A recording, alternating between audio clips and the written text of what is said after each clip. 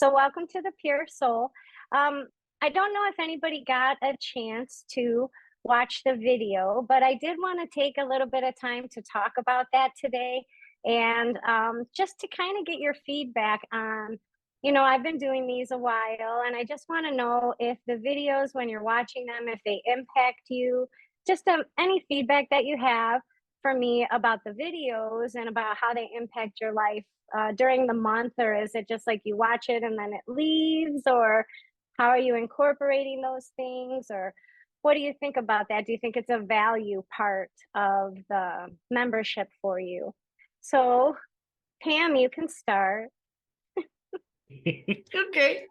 So I do enjoy the videos. I watch them. I have a hard time, and I have since I've known you, my friend, to incorporate it all in my daily life. Like the concepts, like always blow my mind. There's something, there's a conversation around it. It seems like it takes me a couple times versus we have the concept about masks, and then I thought it was a great video.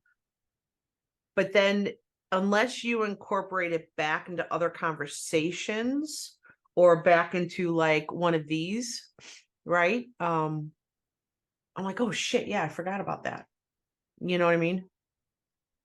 And I think So the monthly Zoom kind of helps to take the concept and bring it in a little more, because we yes, spend a little time talking about it. So you watch the video, but then the conversation in the group seems to kind of bring it more in for you. yeah, because then you give other examples and other people will talk about something.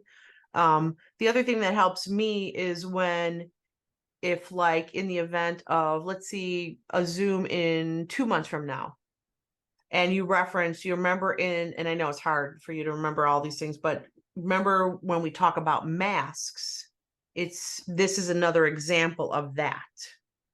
I see. That always helps me. Awesome. Thank you. Anybody else?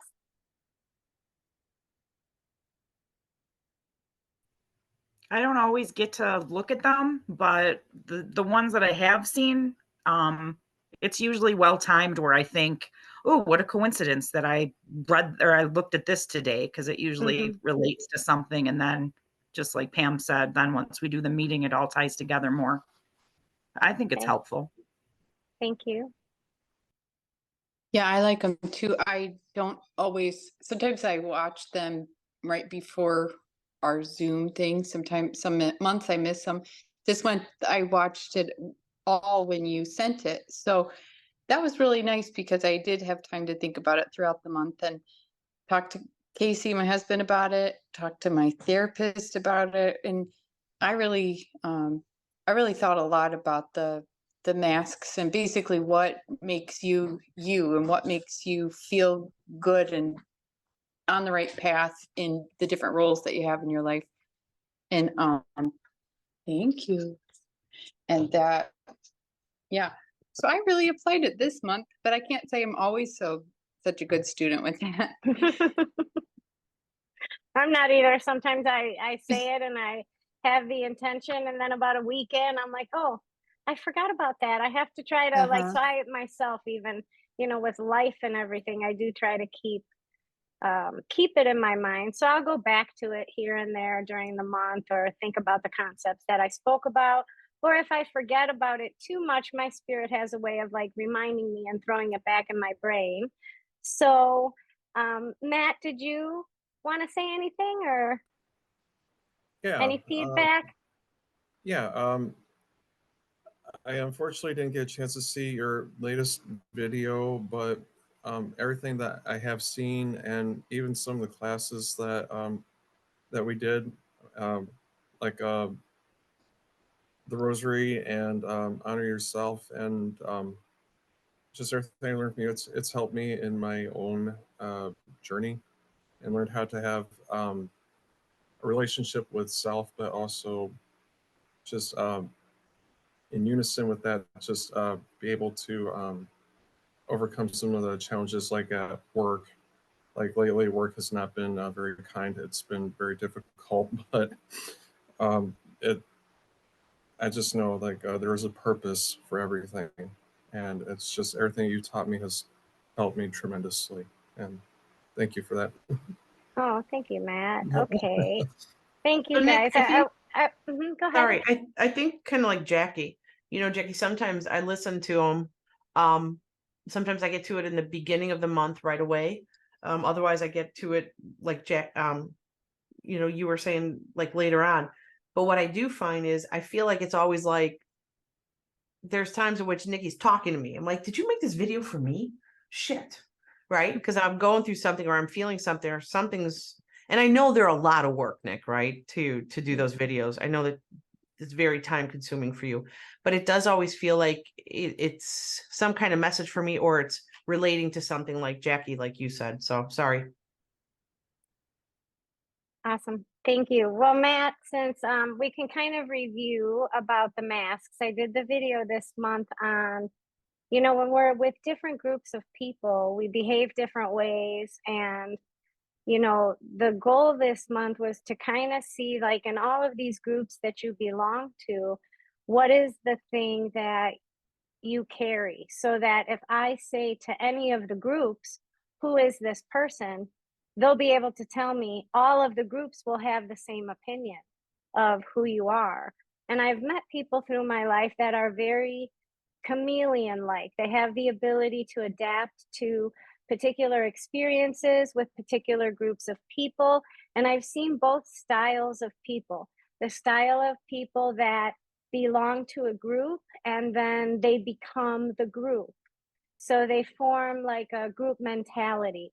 So in this type of group mentality, when you form into the group, you may change your belief structure. You may start to believe like that group believes instead of having your own individual autonomy. Then I've seen the style of people that can participate in a group but maintain their autonomy, where their principles, their beliefs, their morals, they don't adapt to the collective opinion of the group because they have their own individual autonomy there. And so when I started to think about that a little bit more, I started to realize that some people, and then there's another type of person that just can go from group to group to group to group and be a different person in every single group. And so I was curious to reflect with myself actually and see, do I do that? Do I have the ability to adapt to other groups and other experiences? And in those experiences, who am I? You know, and I had an experience with Brittany when she was a little girl that really I saw something in myself it's in the video, but I saw something in myself that I was like, wait a minute, I'm showing one face over here and I'm showing another face over here. So now these two different people have exact opposite, like they don't have the same opinion of me. And it really made me question myself. And so I started to do that. Who am I at work? Who am I at home? Who am I in this group of friends or in that group of friends? Who am I when I'm at church? Who am I when I'm at the nightclub? What, you know, and I'm all these different people.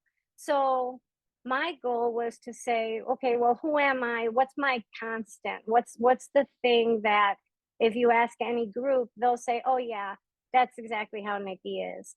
And so I did that reflection. And I think, you know, in my reflection, I felt like I'm a willing participant. Like, I'll do it. Like, you're welcome. It's like, I want people to feel like they can call me, they can text me, they can come over, they can be part of my experience in whatever group I'm in, whether if I'm at work or if I'm with my kids or my kids' friends or my friends. Like, if you want to come, come. Like, I want to welcome you.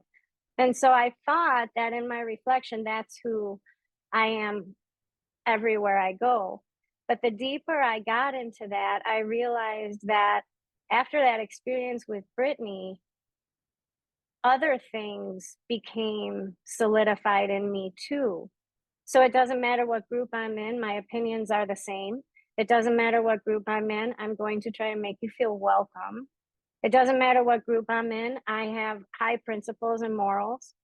It doesn't matter if whoever you ask about me, you guys all know my principles, you know my morals, you know how I am, you know what I do. I'm an open book. I don't try to hide the things that I do. I never did that with my kids. So when we find this part of ourselves that is the part that is autonomy, and you reflect on it, which is what I did that day and that experience with Brittany. After that,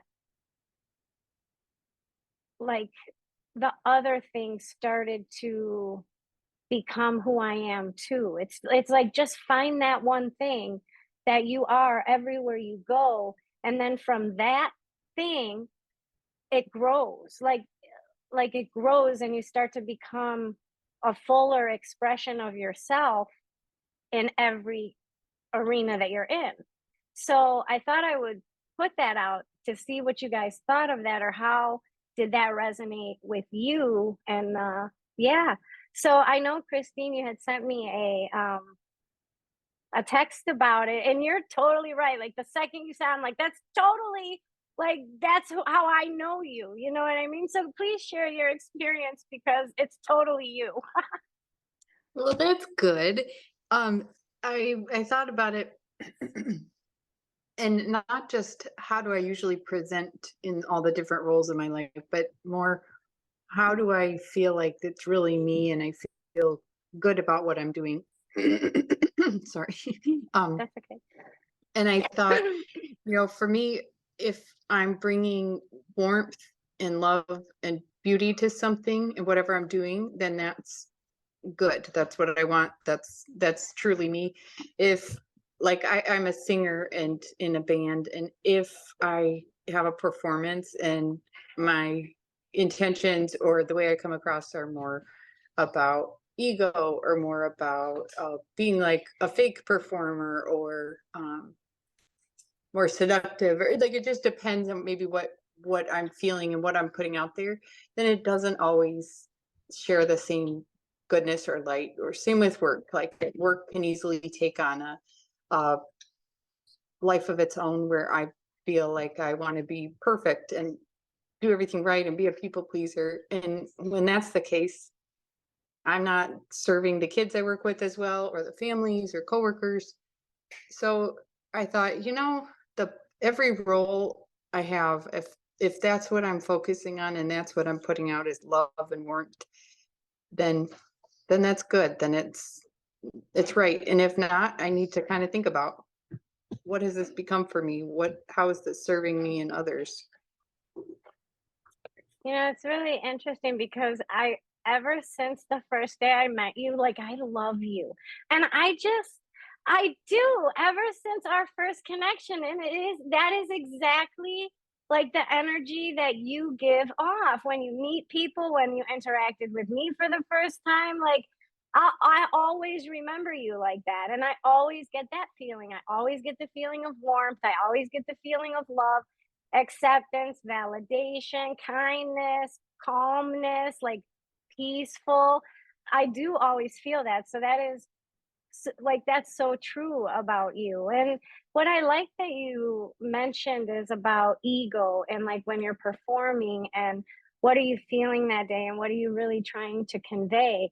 And I've gotten stuck in that place as well. Like, I know that everything that I'm doing, or that I do in my everyday job now, is because God hired me to do it. And it's like, it's Him. But people are sometimes happy with their sessions, and, oh, you're amazing. And I'm like, no, no, I'm not. No, I'm really, really not. I'm like a parakeet. They tell me something, I tell you something. Like, that's what I do. Like, I'm a radio, and I find myself, like, praying, or like, for no pride. Like, I don't want pride. I don't want ego, because when ego is present, things don't work out the right way. They just don't work out the right way. And I found that so many times in my life, that I do really make a point, probably 3 or 4 times a week, when I say my prayers, like, please keep me humble, take my pride. I don't want ego, because I almost fear that ego part, because that ego part means shit is gonna go bad. It's gonna go bad.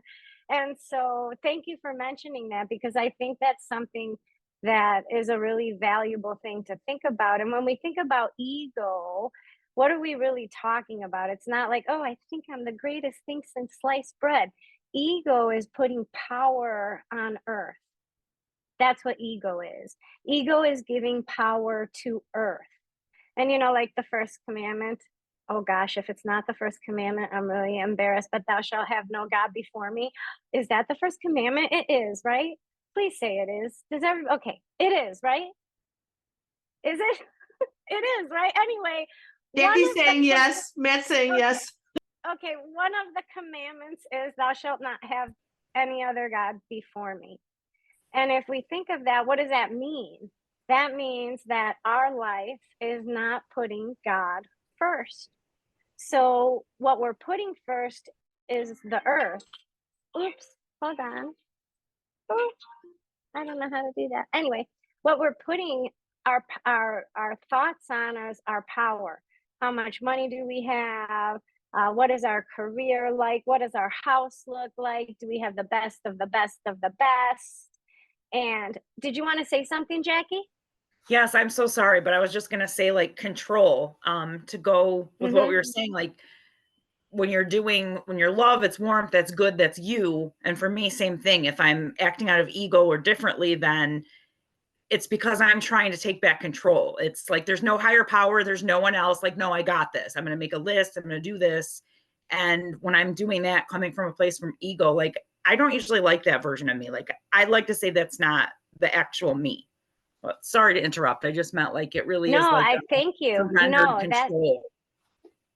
and that's, you're so right, because that we put the power on earth because we have an illusion that we are in control. So we all have something, that we struggle with. Like, what is it? What's your power on earth? And have you made that power your God? Right? Because that's the danger of the ego, is to make that power that you have on earth, that control that you have on earth, you have an illusion that you are in control because of X circumstance, right? For whatever your belief structure is, whatever you know, like, not for nothing, guys, but I haven't had a lot of sessions, in the past 2 weeks. And first I thought, well, it's probably because of my birthday. But then the second week came and I'm like, ooh, I'm getting a little freaked out. And then, now it's the third week. And I was like, this morning, I was like, okay, God, you're just going to have to, what's going on. And I really had to, like, give it away and couldn't leave that power there. So I feel like we do remind ourselves of those things where we have to make active practice of surrendering that control. And sometimes when we have this big idea about something, and sometimes when we have this notion that, oh my gosh, if I do this, these things will happen, right? So I'll be able to pay my mortgage if I put out 3 workshops, and these things will happen. And so we start to, sometimes our motivation to get those things going and to put those things on earth, when we have a dependency on the result of earth, it doesn't tend to work out, right? Hi, Britt. Hi, this is making me think of the conversation that we had this morning, Mom, where, and as you're talking about power and how your power becomes like you attach it to outcomes. So my power, and for everybody in this call knows, I'm a very good talker, right? And I used to think if I could just talk my way out of the situation, if I could just talk to you and convince you, then I could change what you think, then I could control the situation. It's like what Jackie was saying, it's like control. So I used to think, well, what's my power? My power is my ability to communicate and persuade. And if I can do that, I can control everything. Well, I'm not the only person in the whole freaking world. And it's not until I surrender that understanding and realize that my power is not power, it's a gift. And it's to be employed at a place that doesn't center my human experience. So the way this, I kind of connect this to what the theme of your videos was who's the person that you are through everything? How does that connect to your power? And I thought about, okay, well, I'm going to work hard every situation that I'm in. When you've got me, I'm working hard. And then I thought, what else? I will always try to bring you in with the information that I have. That's a gift. I can always fill you in. I'm always going to give you the inside scoop. I'm always going to tell you what's going on. I don't want anyone to feel left out of information. But that warps if I put too much identity into that being mine. And that's when the information that I give, or the insight that I give, or the talking that I do is motivated now by, I'm the only one who can fill you in. And I'm the only one who can change your mind. And instead, I say, I'll fill you in, I'll give you the info that I got, but that's what I got. So, and stop making it so much about me and make it more about the experience of giving to the other person. Like with Christine, like leading with love. Like, how do I use that in a place of love, and a place of inclusion, and a place of connection, and not in a place of like one up, in a place of power? Yeah, that's an amazing way to express that. Like, I love that, Britt. I couldn't repeat Thanks. it. I can't repeat it, but I love it. And it I was makes just a gonna lot of say, sense. can I fire my therapist and just call you, Britt? I'm gonna need your number. Yeah, that's fine. And then I'll tell my therapist what you said, and we'll get the trickle down therapy going. I'll have my therapist call your therapist. Perfect. So no, I like that there is that one thing that we have, or that one thing that maybe describes us in all of the different groups, and that's how we present ourselves.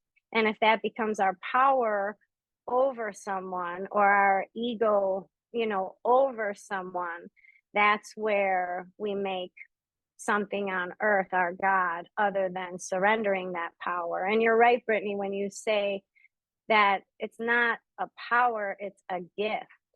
So if I have something that I am in all areas, that is a gift. But if I use it as a power, well, it's no longer a gift. But I love how you made that connection. So thank you for sharing that with us, because that really is what a good way to look at it, though. But yeah, I see, because we're talking about the power and the ego, but when you say you think it's a power, but it's actually a gift, and you can't control it. And if you hold that power so tight that you're trying to control it, it loses all the essence of gift. Yeah.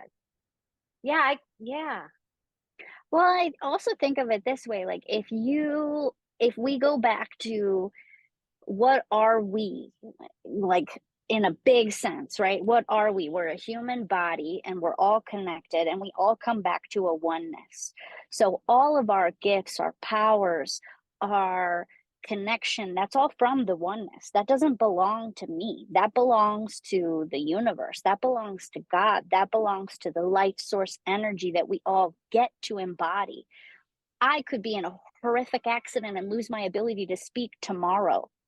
So my ability to speak is not of my own. That's not my power. I don't have that. That can be taken from me in a second. So what is that from? That's from oneness.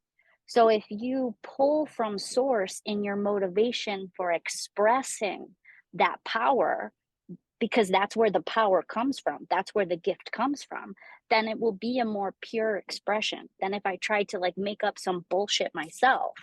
It'll be more pure if I pull it from the place of oneness rather than trying to come up with my own brain. It's like sometimes when you're saying something and you're like, holy shit, that was brilliant. I didn't even realize I said that.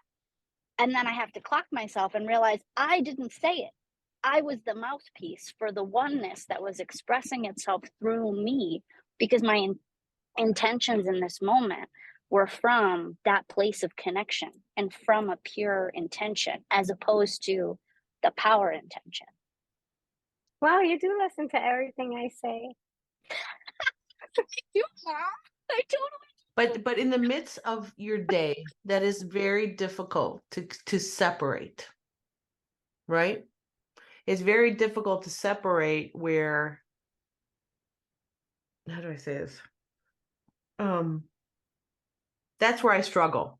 I struggle with the fact of, in the midst of the day and what I'm expected to achieve, say just from my job, there comes pieces of it that, and I guess it's my choice whether I keep doing it or not, right?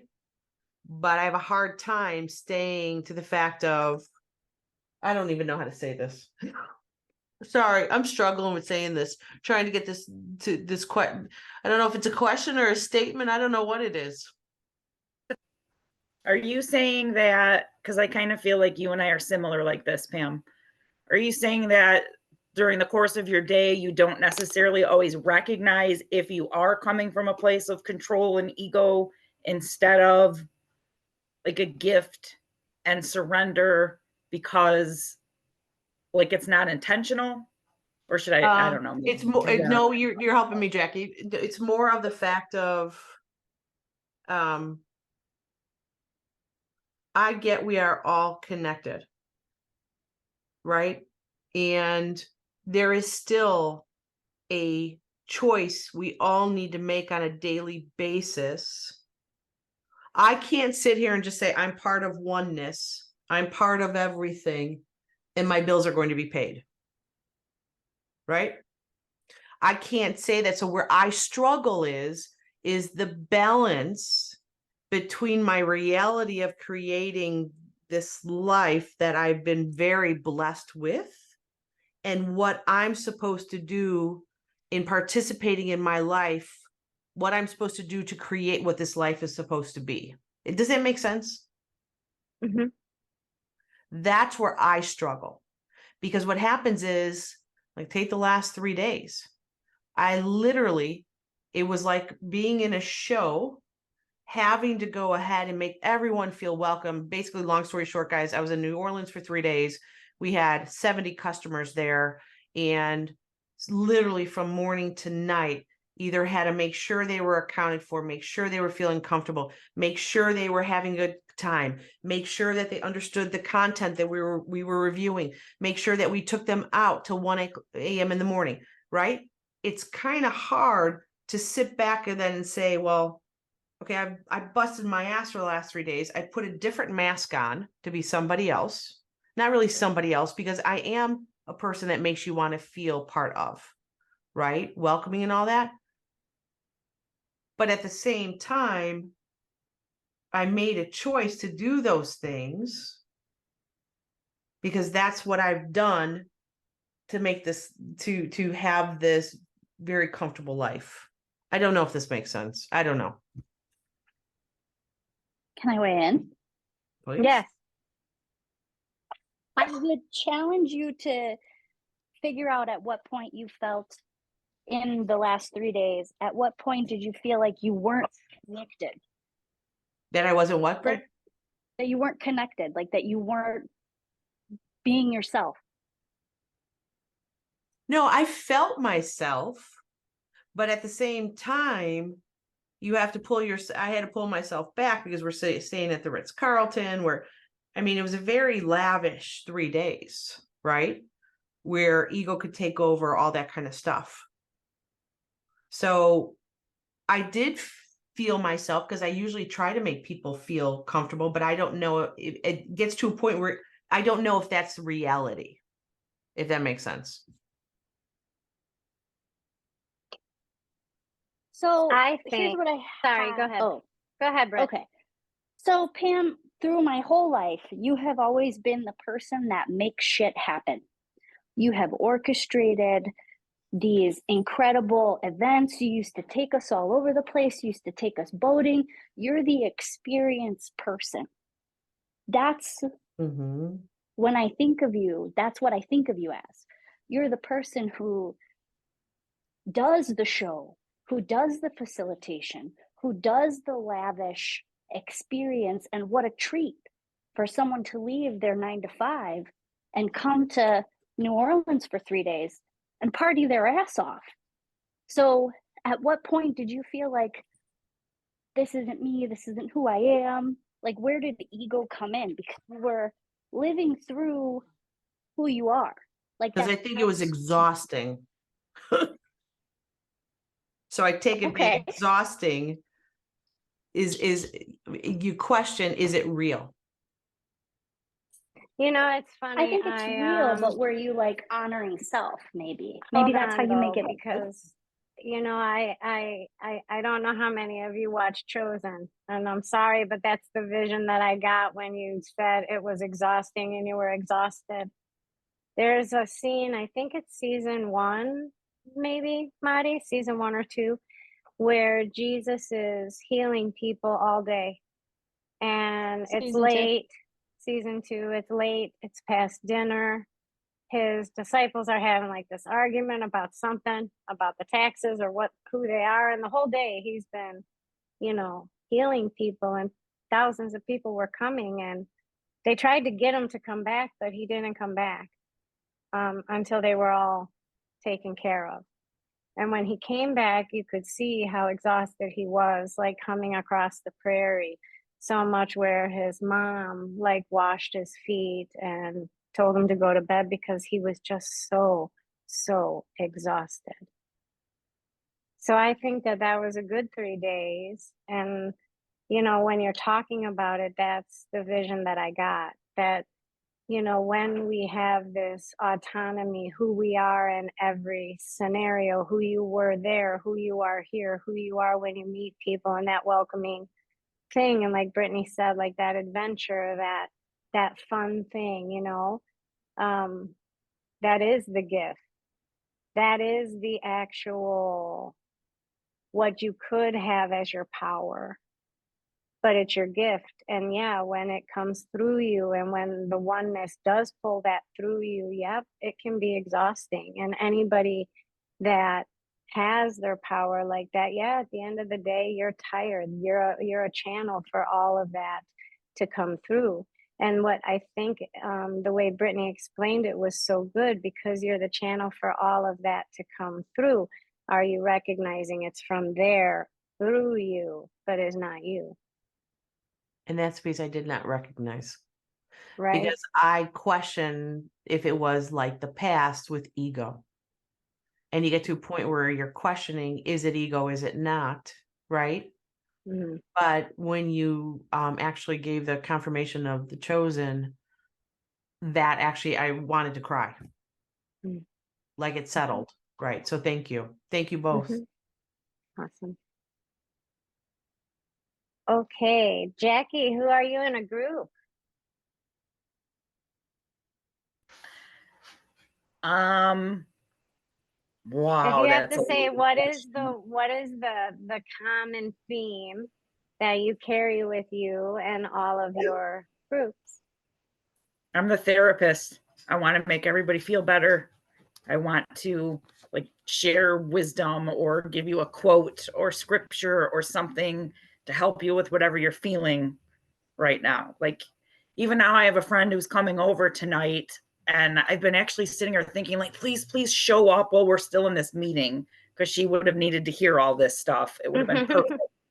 But yeah, I think that's who I am. And it's not necessarily because that's what people even want me to be in a group, but I do tend to do that no matter what group I'm in. And I don't really know if that might be a bad thing. I'm not even saying that's a good thing. I don't know.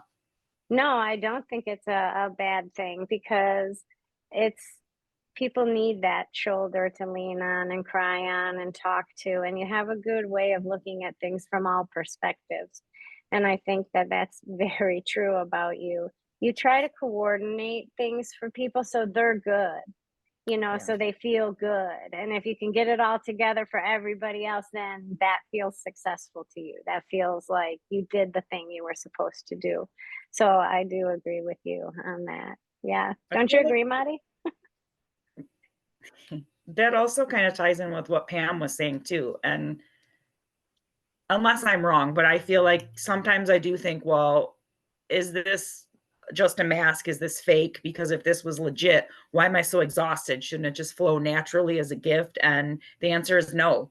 No, it's still going to be a struggle. It's still going to be, you're still going to, at the end of the day, be begging for mercy, because good or bad, it is exhausting. It is exhausting to go, especially right now with so many negative things happening. Like if it is even if you don't know it, but I think all of us as a group, everyone in this group, like we want to be positive. We want to be close to goodness, warmth, all of that. And to go out there in the world today and hold on to that and protect that and be like, I'm not going to let any of the horrible shit happening chip away at that today. That's hard. It's extremely hard. Yeah, I agree with you. I've been experiencing a little bit of that too, seeing what's happening in the world, and it's like So, we're going crazy. so Jackie, it's interesting that you said that because I actually on Tuesday night we had these 70 customers, right? And there were 3 of us that were brought there specially to they're like peers of ours, right? Because we were former customers, long story short, of the company that I work for. And so we play a very different role. We're more of peers to them and kind of make them talk to them about what they're doing, helping them, giving lessons learned, all that kind of stuff. And one of my peers didn't show up. And here I am finding each individual person who didn't have anyone to talk to. I met Chad, who's the CIO for WeWork, and I'm talking to him. And then I introduced him to somebody else. And then like I kept looking for somebody by themselves so that nobody felt alone, right? And so at one point though, because my peer came down finally after I texted him after 2 hours of me doing this by myself, and I'm like, where the fuck are you? Excuse my language. He's like, oh, I'm on the phone with our other peer in Japan because they're having, they're bitching about our boss. I'm like, are you kidding me? And I got really angry at him. And I guess that's the piece. I'm like, you were here for a reason. We were here to help these people. We were here to bridge the gaps, all that kind of going back to what we've all been talking. But then that's where I think, was it ego? Was it something not, was it not really, was it a false mask versus what it was, right? So things like that happen to make you question.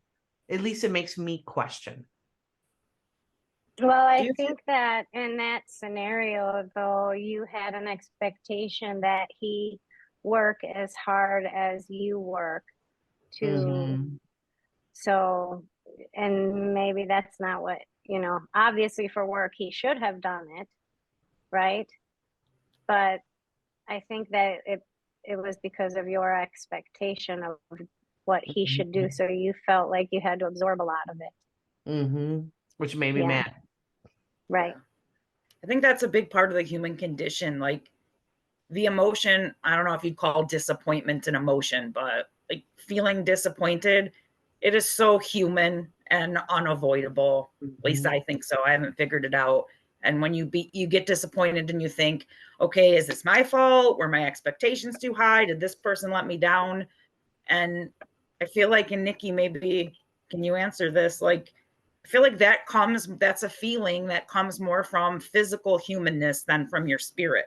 Because when I connect spirit to spirit, I'm never disappointed. When I'm connecting to God, Jesus, I'm never disappointed. Yeah, you're right. It's human to human. And it's because we, through the course of our life, we gather different conditionings in our life that create our perspective on earth. So we all look at something according to our perspective. Our perspective is created when we're children. You know what I mean? So we could all see the exact same thing, but we're all going to translate that thing that we see very differently and according to how we see it. And, we're taught who to love, how to love. Everything about our humanity and our opinions, they're all derived here on earth, right? So we are going to have expectations of the outside world, but those expectations come from our conditioning, not from the actual relationship with that person, right? So if I have a conditioning of abandonment and I feel alone, and that's the part of me that I struggle with, then I lost my train of thought. Oh, then the way that I'll tell you a story. I knew a lady who was going to teach this yoga class because somebody, this yoga place contacted her to teach a class. And if the customers liked her class, she would get hired to be the every Friday night yoga teacher for this particular class. And so the class that she was going to offer was free. Well, the students loved her. And so the lady said after the class that she was going to hire her. So fast forward 2 weeks, the lady never contacts her. She already filled out all the W-2 paperwork and everything like that. And she gets an email the following week that that particular class was going to be run by this guy. I don't know his name. And so she didn't end up getting hired, and she gave the free class. So there was a few of us that were standing there as she was telling this story. And I'm a person who my perspective or conditioning is connected to abandonment. But there is this other girl there, and her perspective and her conditioning made her suspicious. And then there was another girl there, and her conditioning and her childhood made things about fairness and justice. So my response to her story was, oh my God, I can't believe she just kicked you out like that and didn't even tell you. And the suspicious perspective girl says, you know, she's got your social security number, she's got your signature, like you better go get all that paperwork back. And then the fairness girl says, you know, you did give the class for free, and that was contingent on being hired. At least if she didn't hire you, she has to pay you for that class. So you see how our perspectives, our conditioning, the conditioning points in our life, they dictate who we become. And we have so many points of conditioning. We have our general conditioning called our state of being. We have our relationship conditioning. We have our union conditioning. We have our friendship conditioning. We have, oh my gosh, we have so many conditionings. And all of those added one on top of the other create our human personality. So the world teaches us who we are. And we get to a point in our life where it's not feeling like it's supposed to feel. We did all the stuff. We followed all the rules. Why doesn't it feel like it's supposed to feel? Right? Because we're putting all of ourselves into an effort. And I'm sorry.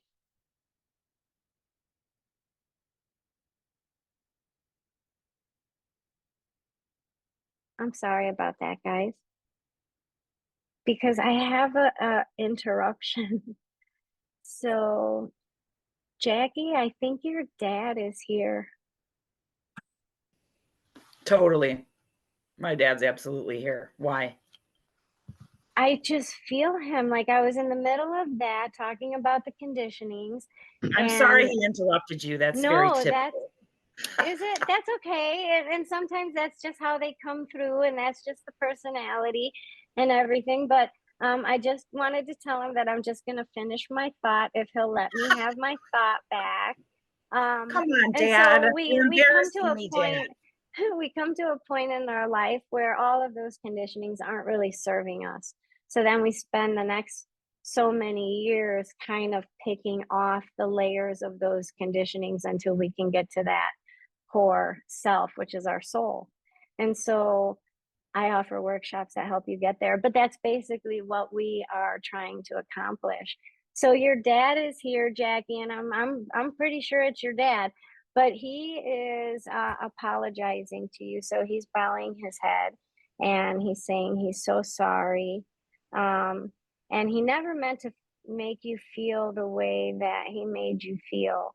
But really, he's like doing this little jump thing that is making me feel like he is your biggest cheerleader, and he is so proud of you for everything that you accomplish. And Ivy sees him.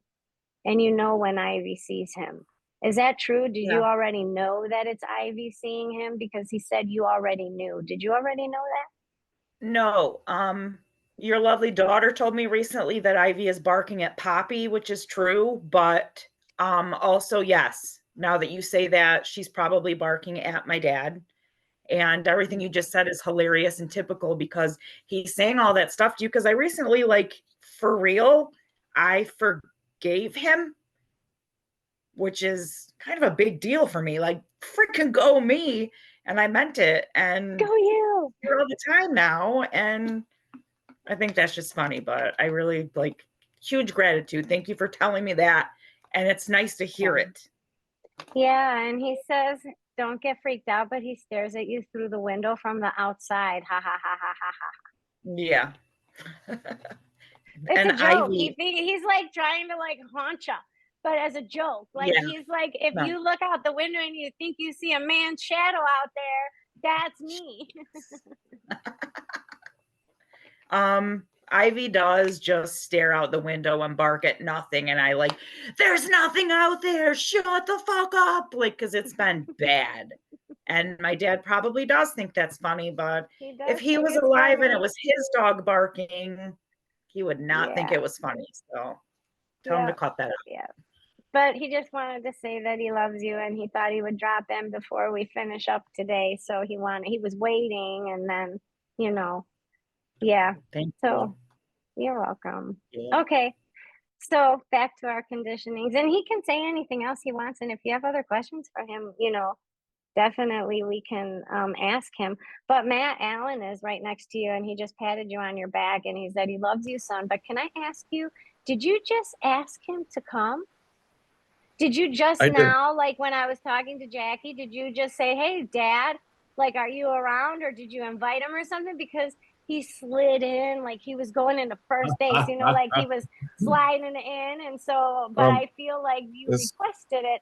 And so he wanted to tell you that he loves you. He's proud of you, but he is standing next to you. He's patting you on the back. And he says, don't worry about work. It'll like clear up in a few days. Yeah. I did silently ask Dad and everybody, like, you know, come on through if, you know, if you're able to, you know, end up. When you said he slide on in, I'm cracking up laughing because a lifetime ago when he was here, he loved all kinds of music, and he would always do like a James Brown impersonation. He would like slide Okay, into that's a room. exactly what he did. He slid in. I'm not kidding you. That is literally like he slid right in. That like he was sliding into like first base. I'm telling you, that's like literally what he did. So that makes so much sense. So anyway, he's really proud of you. Oh, thanks, Dad. Yeah, but yeah, that's how he always enters the room. Sometimes I go. Yeah, that's literally how he joined the session. But he did want you to know that he heard that, like he heard you, which means he wants you to know that he always hears you. And he heard you all last month, and he heard your petition, and he heard you. So, like, I think he came in like that for that purpose, so you can feel like when you are talking to him, he is listening to you because he literally just did that. So I believe it. I believe it. yeah. Yeah. Hey, Matt, is your dad the reason why you love the Beatles? Actually, that's my mom. She loves the Beatles. Okay. I was going to say, I'm getting this strange feeling like I could picture my dad and your dad are like, while we're doing this, they've been like blasting tunes and listening to the Beatles. Then that would probably be Alan's way of bringing Trisha, his wife, a message that that he's thinking of her, because that's very kind of Alan classic. So if you're picking up on that, I'm 100% sure that your dad is telling you that, because that's like that's called a shared sign, guys. And the song in my head is And I Love Her. I don't know if you know that one, Matt, but And I Love Her. So And I Love Her. Yeah. Okay, this is typical Alan. Let me tell you. Yes. No, And I Love Her is she gives me everything and tenderly. I know the love she brings to me, and I love her. Like, I don't remember the rest of it. It's kind of a B-side one. I'm telling you, this is so, he will come to me and like sing a song, and then I'll have to like text Trisha and be like, what does this song mean to you? Alan singing this song. So the fact that you're hearing that is like, that's awesome. So Alan was just talking to you and your dad. So that's how that connection is really open. So yay you. But that's called a shared sign. That's where she's perceiving, like, that's exactly what she did. Like, that's a shared communication. which is kind of going back to Brittany's point of all of us being one, and that the information comes from that source. So Jackie being open or me being open, then we're understanding the same kind of information. Like, that's very validating for both me and Jackie, because now I'm like, okay, somebody else is hearing Alan sing songs, like it's not just me. Right? Right? It's not just me. And then you're like, okay, I'm not crazy. Like, I literally heard it in my brain, right? So when we express that oneness and we do that in a group like this, like, that is amazing, and an exact example, like a literal example of exactly what Brittany was talking about like 20 minutes ago. Like, it just, like what you said, Brittany, just happened. Well, and what Jackie had said was like, I always want to make people feel better. And Matt, you're going through a tough time at work and your family's stressed and everything with your mom last month. Like, everything's really stressful. And Jackie, because you are channeling your power of making people want to feel better and wanting to make people feel better, which is a gift that comes from your oneness, that can only be a gift if you are connected to oneness, that facilitated your gift to be for Matt and Trisha. And it was only because you were in alignment and you were pulling from, not, oh, I'm gonna be ego and say this cool thing that only I have access to. It was, oh, I'm gonna do my gift for the world. I'm gonna do my gift now. And your dad literally shows me like a lotus flower in your solar plexus that in your forgiveness came through your heart. So you are open to connect with people's family and people's relatives. Like, that forgiveness or that release actually opened passage into your heart chakra, which would now indicate that the visions you get that pertain to your solar plexus, your conditioning, or your experiences are separate from the connection to your spirit. So now they'll be utilized more as visions and not memories. I can feel that. Like, this is some sort of, like, this happened within the last couple of days. Like, after I was really down in the dumps, and then it kind of turned around. But like, I can feel that. And I have this strange new idea in my head. Like, I just keep hearing all the time, like, I think it's so stupid that people say like life is short. Because for me, no, it's not. There's an eternity. Like, I get eternity. And because of that, I've started to realize, like, okay, maybe my dad and I didn't get along so well for 35 years. 35 years is a drop in the bucket. It ain't shit compared to an eternity. And now I have this idea, like, okay, even with my mom, like, I don't think this relationship gets salvaged here on this part.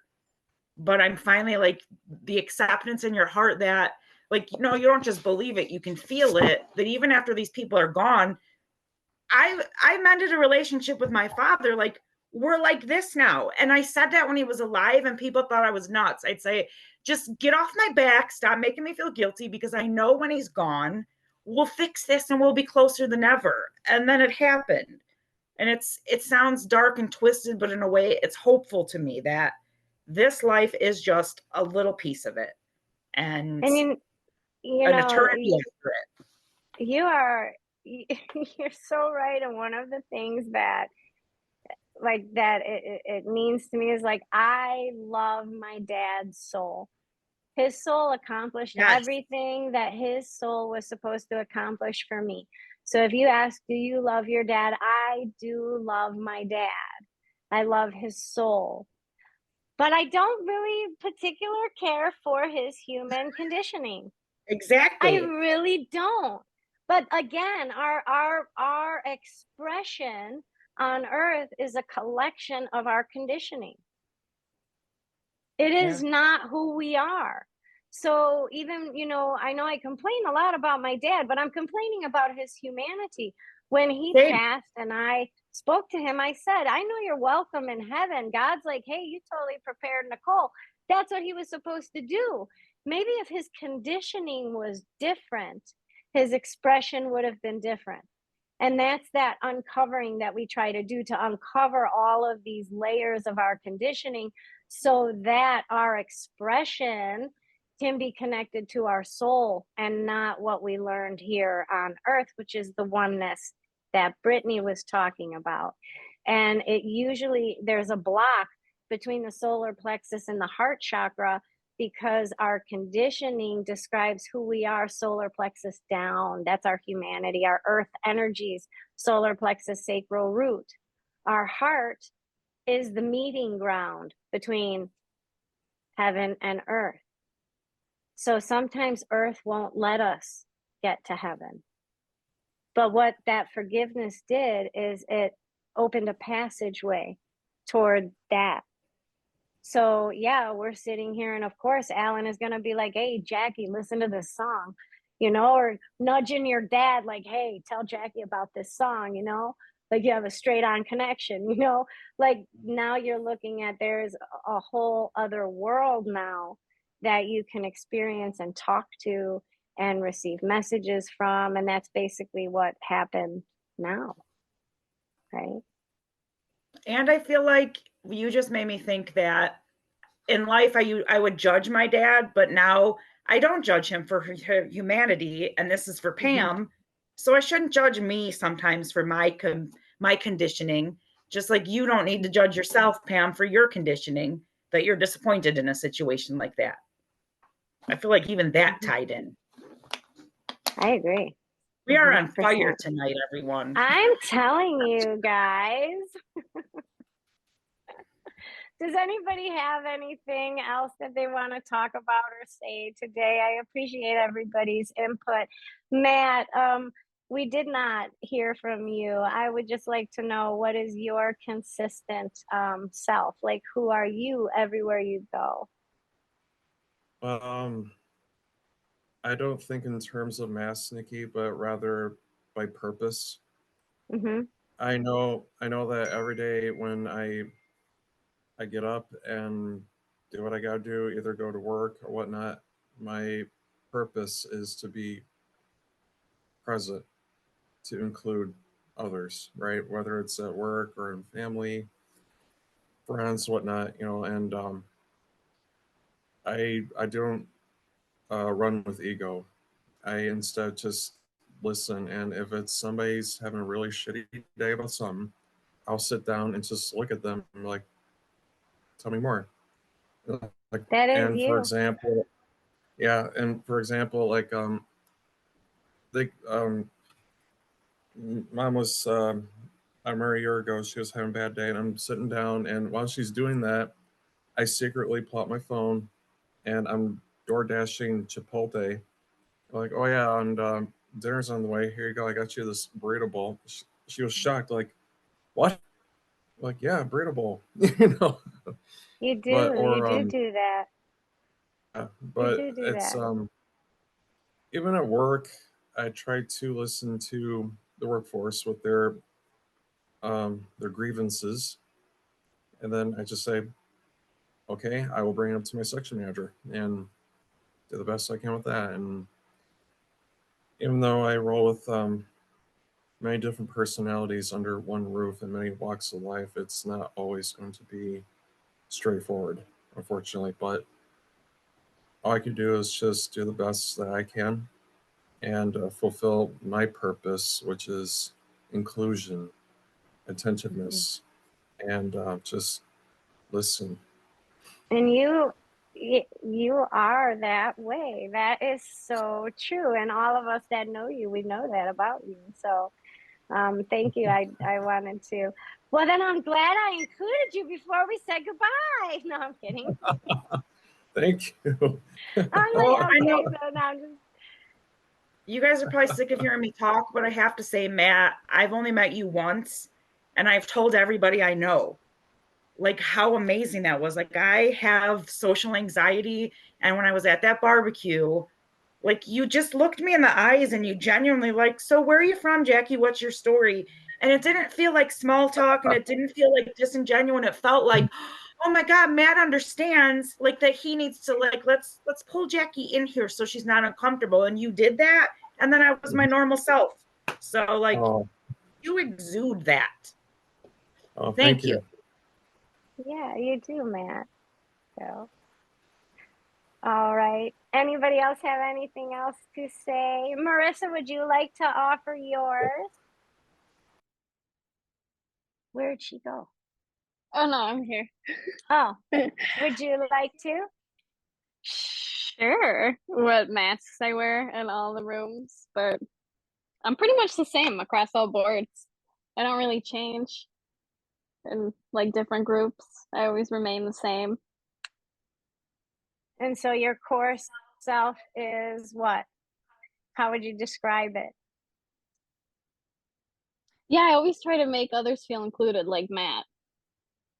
Like I always, because I was always the kid that like didn't get included, so I always try to make the effort to make sure everyone else is included and has a good time. So I would agree with Matt. I'm very much like that too. I think that's why we get along so well, Matt. Yep, yep. Yep. That is very true about you, Madi. And you also give people space to be who they are, no matter where you go. And you bring out a part of people that other people cannot draw out. So like when the nurses tell you that this particular, that Dr. Peabody is stoic or quiet, and you're like, are you kidding me? We laugh all the time, or you just bring out this part of people that you trigger their best self. Like wherever you go, you trigger their best self. And I always said, ever since you were little, like you're my teacher, like that, you trigger that part of people that is their best self. So I think that including and doing that, I think that really makes a difference in people's lives. So I just have to add that. Okay. Well, Yeah. thank you. Yeah.